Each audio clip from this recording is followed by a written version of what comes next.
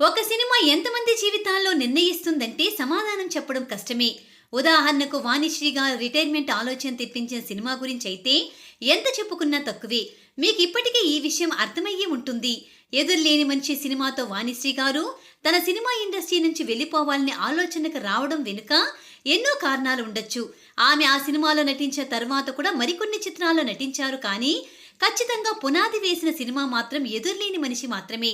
ఈ సినిమాలో ఎన్టీఆర్ గారితో కలిసి ఆడిపాడిన వాణిశ్రీ గారు అందులో ఉన్న బూతు తట్టుకోలేకనే విరక్తితో సినిమా ఇండస్ట్రీ నుంచి పక్కకు తప్పుకుంది. ఆత్రేయ గారిని చాలా మంది అప్పట్లో బూత్రేయ అని కూడా అనేవారట. అంటే బూతులు ఎక్కువగా మాట్లాడతాడని అర్థం. అప్పట్లో ఆయన రాసే ప్రతి పాటలో చాలా బూతులు ఉండేవి. కానీ ఎక్కడైనా ఏదైనా సెన్సార్ వారు అభ్యంతరం చెప్తే స్వయంగా ఆత్రేయ గారు వెళ్లి మరీ వివరణ ఇచ్చుకునేవారట. అంతలా తనపై తన పాటపై తనకు నమ్మకం, కానీ ప్రేక్షకులు కూడా ఒక బూతుని బూతుగానే చూస్తారు. ఎదురులేని మనిషి సినిమాలో ఎన్టీఆర్ గారు వాణిశ్రీ గారి మధ్య ఉన్న రొమాంటిక్ సాంగ్స్ లో చాలా వరకు దారుణమైన బూతులు ఉన్నాయి. కసిగా కసికసిగా అంటూ వచ్చిన ఒక పాట అయితే నిజంగానే వాణిశ్రీ గారిని ఎన్టీఆర్ గారు కసిగా నలిపేశాడని అప్పట్లో అనుకున్నారు. ఈ సినిమాలో ఆమెతో ఎన్టీఆర్ గారు అలా నటించడం అప్పట్లో సంచలనమయ్యింది.